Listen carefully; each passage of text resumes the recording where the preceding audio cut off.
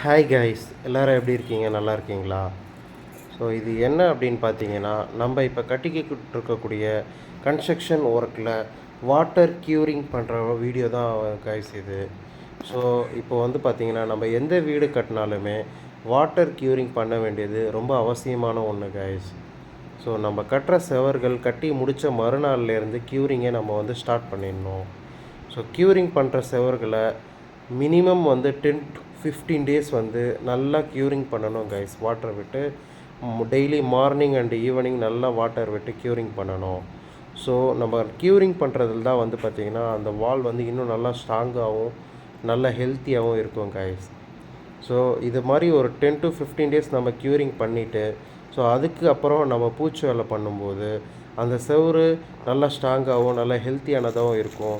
And வந்து நம்ம பண்ணுற பூச்சி வேலையும் வந்து நல்லா ஸ்ட்ராங்காக இருக்கும் கைஸ். ஸோ இந்த மாதிரி கன்ஸ்ட்ரக்ஷன் விஷயமான வீடியோஸ் பார்க்குறதுக்கு நம்ம சேனலை சப்ஸ்கிரைப் பண்ணிக்கோங்க.